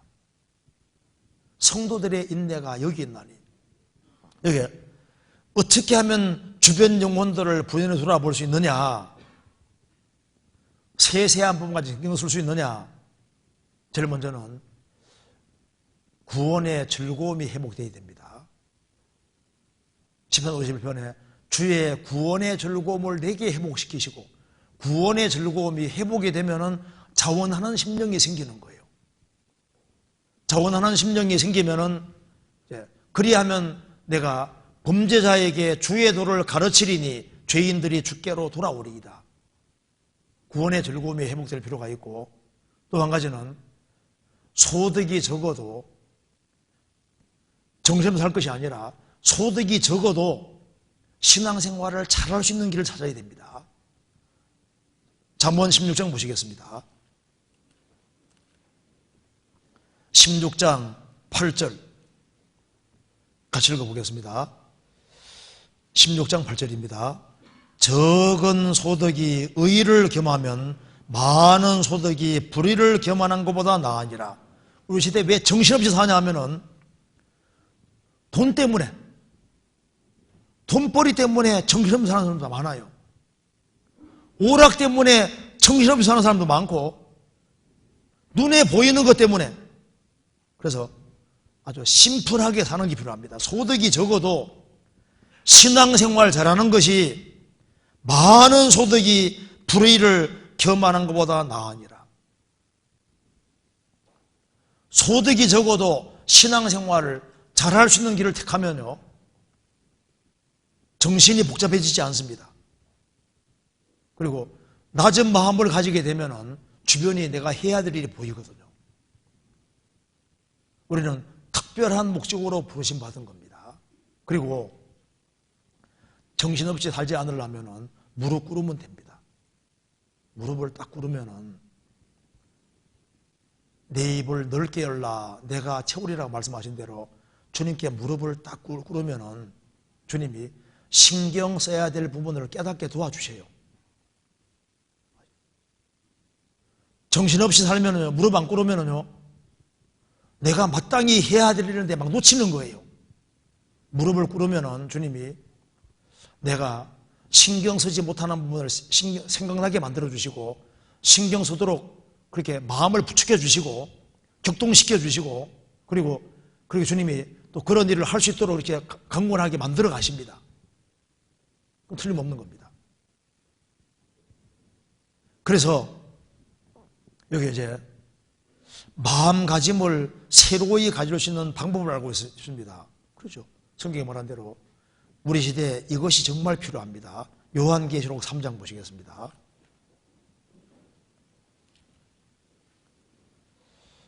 요한계시록 3장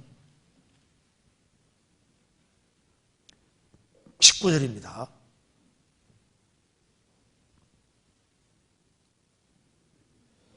물은 내가 사랑하는 자를 책망하여 징계하노니 그러므로 내가 열심을 내라 회개하라.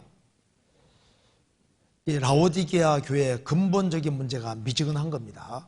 그래서 물은 내가 사랑하는 자를 책망하여 징계하노니 그러므로 내가 열심을 내라 회개하라.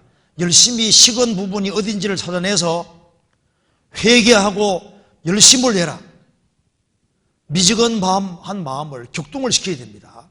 그래서 여기에 어떻게 하면은 마음을 새롭게 가질 수 있는지, 이게 복잡하지 않아요. 제일 단순하고 쉬운 길이 딱 무릎을 딱 꿇으면은 조용한 시간을 딱 가지면은 주님이 생각나게 만들어 주신다고요. 그리고 신경 써야 될 부분이 뭔지를 깨닫게 도와주시는 거예요. 시편 16편 보시겠습니다. 16편에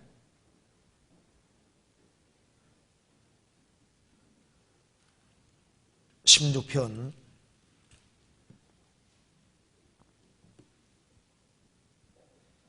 7절입니다.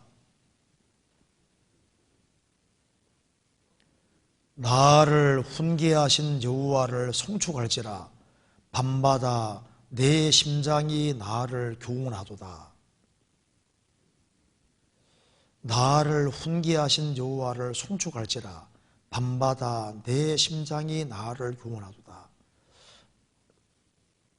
이거는 조용한 시간을 안 가지면은 심장이 깨닫게 안 해줍니다. 너무 분주하면 안 됩니다. 그래서 너무 분주하지 않고, 그래서 저희들은 좀 조용한 시간이 필요해요. 조용히.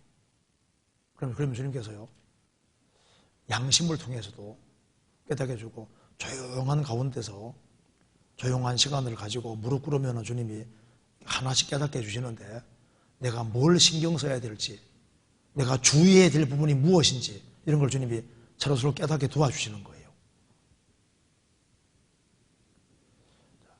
너무 분주하면 안 됩니다. 열심히 사는 건 좋지만은 너무 분주해서 그렇게 하면은 가장 중요한 걸 놓칠 수 있는 거예요. 우리는 항상 더 중요한 것이 있습니다. 어떤 사람이 낚시하러 갔는데 너무너무 딸 데리고 갔는데 낚시가 너무너무 재밌는 거예요. 여기저기 옮기고 다니다가 딸을 잘 잡히니까 여기 이제 좀 바위 위에 있으라고 했습니다. 너무 잘 잡히다 보니까 낚시 너무 했는데 갑자기 딸이 생각나는 거예요. 가보니까 딸이 떠내려가 버리잖아요. 그렇게 해서 죽인 일도 있습니다. 너무 분주하게 살다가 가장 중요한 걸 잃을 수도 있는 겁니다. 그렇잖아요. 그리고 여기에 그 다음 질문 잠깐 봅시다. 여기에 교회 안에서 여자는 종용하라고 하셨습니다. 자매로서 어떻게 행동하는 것이 하나님이 기뻐하실 행동인지 알고 싶습니다. 또 여자가 교회에서 말하는 것은 고린도전서에서 부끄러운 행동이라고 말씀하시는데 그렇다면 어떻게 행동해야 하나요? 문제 한번 찾아봅시다. 고린도전서 14장 보시겠습니다. 시간이 보니까 요까지만 얘기해 들어갔습니다. 14장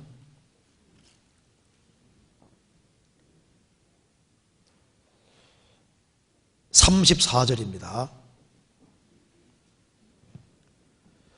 모든 성도의 교회의 삶과 같이 여자는 교회에서 잠잠하라. 저희의 말하는 것을 허락함이 없나니 율법에는같이 오직 복종할 것이요 만일 무엇을 배우려거든 집에서 자기 남편에게 물을 지니 여자가 교회에서 말하는 것은 부끄러운 것임이니라. 하나님의 말씀이 너희에게로부터 난 것이냐 또는 너희에게만 임한 것이냐. 만일 누구든지 자기를 선지자나 혹 신령한 자로 생각하거든 내가 너희에게 편지한 것이 주의 명령인 줄 알라. 만일 누구든지 알지 못하면 그는 알지 못한 자니라. 일본 밑에 혹은 알지 못하는 대로 두라 이렇게 되어 있죠.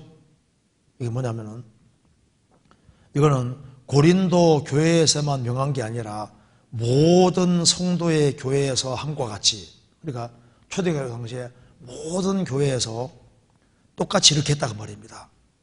여자는 교회에서 잠잠하라. 저희의 말하는 것을 허락함이 없나니 율법에는같이 오직 복종할 것이요. 왜 이렇게 말하냐면 이게 이유가 있습니다. 우리나라도 여자 목회자를 많이 세우고 있는데 여자 목회자 세우는 게 합당하지 않습니다. 성경에서 이걸 허락을 안 하고 있습니다.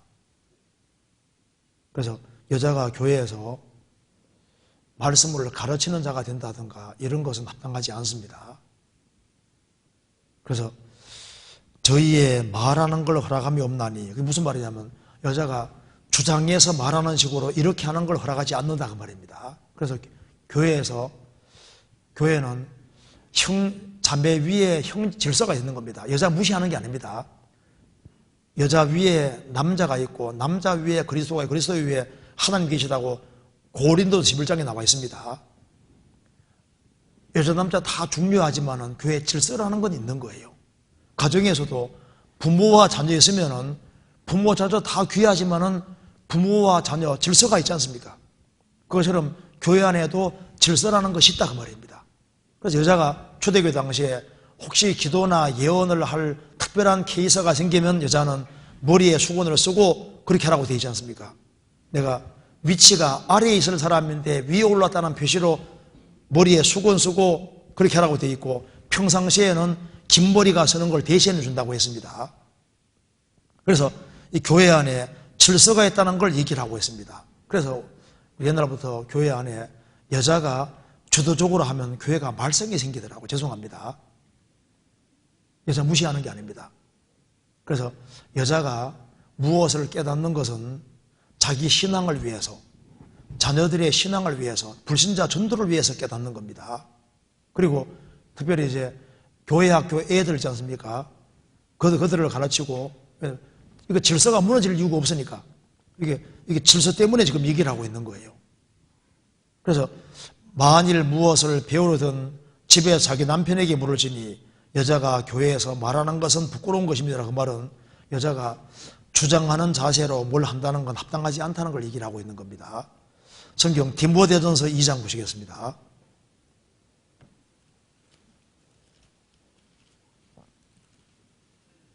2장 9절입니다.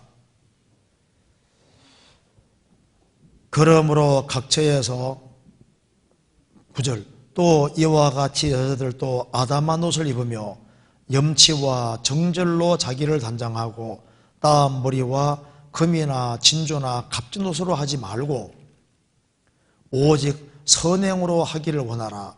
이것이 하나님을 공경한다는 자들에게 마땅한 것이니라. 여자는 일절 순종함으로 종용히 배우라. 여자의 가르치는 것과 남자를 주관하는 것을 허락지 아니하노니 오직 종용할지니라.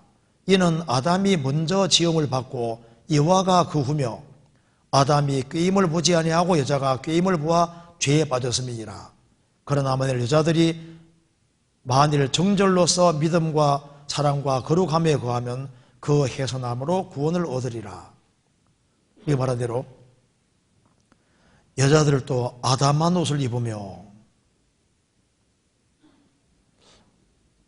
아담한 옷이라고 말한 대로 그래서 이 복이 흉한 옷을 입는 건 안 좋은 겁니다. 교회 오는데 막 잠옷 바람으로 온다든가 하면 안 되잖아요. 이거 안 되잖아요. 그러니까 아담한 옷을 입으며 염치와 정절로 자기를 단장하고 따은 머리와 이 따은 머리라는 것이 이 당시에 굉장히 비싼 머리입니다. 흑인 머리처럼 있지 않습니까? 머리 가닥을 막 며칠씩 이렇게 하는 거 돈이 엄청 많이 드는데 막 그런 식으로는 하지 마라. 그렇게 할 돈이 있으면 선교하는 데 사용해야죠. 여기는 한 명도 그런 사람 없습니다. 이건 며칠씩 걸리는 따은 머리, 돈 엄청나게 많이 드는 머리입니다. 그리고 금이나 진주나 값진 옷으로 하지 말고 너무 비싼 옷을 다 입으면 남편 간이 막 이제 심장에 이렇게 내가 어떻게 번 돈인데 막 하면서 있지 않습니까? 너무 비싼 옷을 하면요. 그것도 이제 분수를 지켜야 되는 겁니다. 그래서 금이나 진주나 값진 옷으로 하지 말고 정말 아름다운 것은 오직 선행으로 하기를 원하라. 이것이 하나님을 공경한다는 자들에게 마땅한 것이니라. 여자는 일전을 순종함으로 종용히 배우라. 그러니까 여자에게 아름다운 모습이 순종하는 모습, 남편을 높이는 모습, 그리고 선을 행하는 모습이 얼마나 아름다워요. 여자의 가르치는 것과 남자를 주관하는 것을 허락지 아니하노니 오직 종용할지니라. 여자가 막 남자를 막 쥐고 흔들고 여자가 남자를 막 가르치고 남편을 막 가르치고 막 주관하고 막 주장하고 이렇게 하면은요, 남편의 순함은 들을지는 몰라도 속에서 항상 문제가 되는 거예요. 요즘요, 세상이 많이 바뀌었습니다. 우리가 학위 수양회 할 때도 보면요, 침대 받을 때 남자가 더 많이 받습니다. 여자보다. 이게 이제 작년 되기 전에는 아니었거든요. 작년 되고 작년부터는 많이 바뀌었습니다. 그래서 이게 세상이 많이 바뀌고 있구나. 그리고 청년들도 청년 형제들이 구원을 잘 받고 여자들이 생각보다 또 안 쉬워지는 시대가 되고 있습니다. 그래서 세상이 지금 많이 바뀌고 있는데 우리 옛날에는 여자들이 천국 많이 간다고 했거든요. 지금은 그 생각을 바꿔야 될지도 몰라요. 여자들이 많이 바뀌었습니다. 그리고 왜 내가 꼭 성경대로 해야 하냐고 하면서 있지 않습니까? 세상이 다 여자들이 막 잘 나가는 시대인데 왜 내가 그렇게 해야 되냐고 생각하는데 그게 마귀에게 속는 생각입니다. 우리가 평가받을 때는 성경으로 평가를 받게 되는 거예요.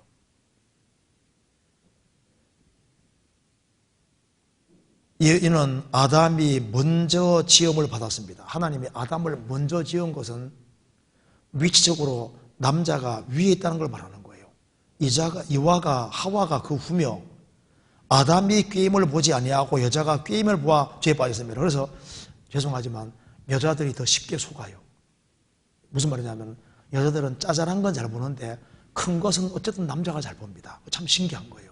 그러니까 남자가 공부를 적게 해서도 여자가 공부를 많이 해서도 짜잘한 건 잘 보는데 큰 건 남자들이 잘 봐요. 그거 참 신기하죠. 애가 다쳤다. 피가 흐르면 어머니들은 공부를 아주 많이 한 사람들 있잖아요. 호들갑을 들고 막 가거든요. 남자들은 딱 보면 우선 얘가 죽을까 안 죽을까 그거부터 생각하거든요. 안 죽겠다면 일단 안심부터 한다고요. 그러니까 달라요.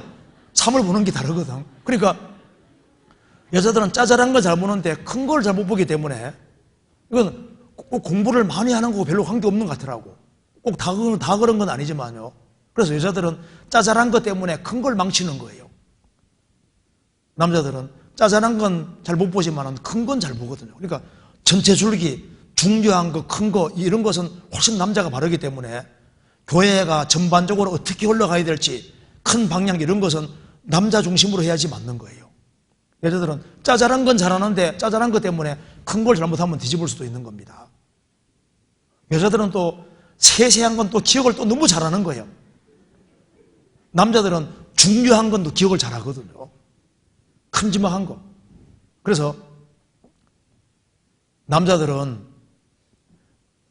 어디 외출하고 멀리 간다 하면요, 그 무신경한 남자도 집 단속 같은 건 잘하거든요. 불 끄는 거 이런 거 혹시 화재 나면 안 되니까. 그러니까 생명에 관계되는 중요한 것은요, 이 남자들이 그게 참 원래 그런 게 있어요.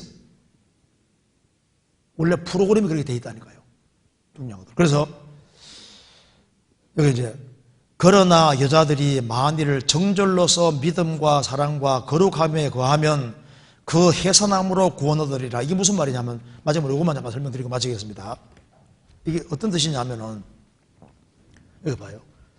남자가 구원을 받아서도 창세기 3장에 말한 대로 남자가 구원을 받아서도 노동하면서 처자식을 버려 먹여 살릴 이 책임에서는 구원받아도 해방이 안 된다고요. 그리고 여자가 구원을 받아서도 자녀를 낳고 키우는 요 수고에서는 해방이 안 되거든요. 그러니까 남자도 처자식을 먹여 살릴 준비를 다 해놓고 그 일이 끝나면은 여기에서 구원되고 노동에서 해방이 되는 거예요. 여자들도 자녀 낳고 키우는 일이 끝나면은 이 문제에서 해방이, 여기에 구원이라는 것은 이런 하나님이 창세기 3장에서 내린 벌에서 해방된다 그 말입니다. 그래서 여자들이 만일 정절로서 믿음과 사랑과 거룩함에 거하면은 이제 남은 건 하나밖에 없는데 그래도 자녀 낳고 키우는 거기에서 해방될 수 있느냐? 해방 못 된다 그 말입니다. 그런데 그 해산함으로 자녀 낳고 키우는 일이 끝나면은 그 문제에서 해방될 걸 말하는 거예요. 남자들은 구원받아도 노동에서 해방이 안 되고 자기 노동과 수고가 다 끝나야지 그 문제 해방되는 것처럼 여자도 구원을 받아서도 자녀 낳고 키우는 그 일이 끝나야만 그 문제에서 해방이 된다 그 말입니다. 여기에 해산함으로 구원 얻으리라 말은 영혼 구원, 생활 구원을 말하는 게 아니라 창세기 3장에 내린 징계에서 해방되는 걸 말하는 겁니다. 이해되시죠? 그래서 어쨌든 간에 여기에 이 교회 안에서 일단 여자 목회는 성경에 허락하지 않는 것이 맞고, 그리고 이제 위치적으로는 다 중요하지만은 위치적으로는 질서가 있다는 걸 얘기를 하고, 그리고 여자들은 집안일을 잘 하는 것이 그게 참 중요한 겁니다. 왜냐하면 이 집안일을 잘하는 것이, 특별히 집안일을 하면서 자녀를 잘 키우는 것은 여호와 주신 기업인 거예요. 그래서 한 자녀 잘 키우면은 거기에 대한 특별한 상이 있습니다. 시편 127편에 말한 대로 자녀는 여호와의 주신 기업을 했기 때문에, 자녀를 2명 키우는 사람, 3명 키우는 사람은요, 뭐 대기업을 3개, 자식 3명 키우는 사람은 대기업 3개를 가지는 게 아니라 지구보다 큰 걸 3개 가지고 있는 거예요. 그러니까 여자 권력이 아주 막강한 겁니다. 자녀 키우는 여자는 이거 권력이 막강한 거예요. 지구보다 큰 걸 지금 관리하고 있는 거라고. 그래서 이 가정생활을, 이게 굉장히 중요한 겁니다. 근데 지금 시간이 지나가지고 여기까지 해야 될 것 같습니다. 여기까지 하고 또 다음 기회에 또 이렇게 하도록 하겠습니다. 같이 기도하시겠습니다. 자비로우신 우리 아버지 하나님, 저희들을 주의 보배로운 피로 구원해 주시고 소망 가운데 살게 해주시는 것을 감사합니다. 우리에게 복음을 알게 해주심은 또 이 복음을 우리의 사랑하는 가족들, 친척들, 이웃들에게 전하기 위함인 줄 압니다. 저희들에게 힘을 주시고 용기를 주시고 담대한 마음을 주셔서 말씀을 주변 사람에게 전파할 수 있도록 도와주옵소서. 얼마 후에 있을 전도집회 가운데 함께해 주시고 이번에도 많은 사람들이 구원함을 얻음으로 하나님께 영광과 찬송이 돌아가는 귀한 집회가 되도록 도와주시고 우리 모두를 귀하게 사용해 주옵소서. 주 예수 그리스도 이름으로 기도하옵나이다. 아멘.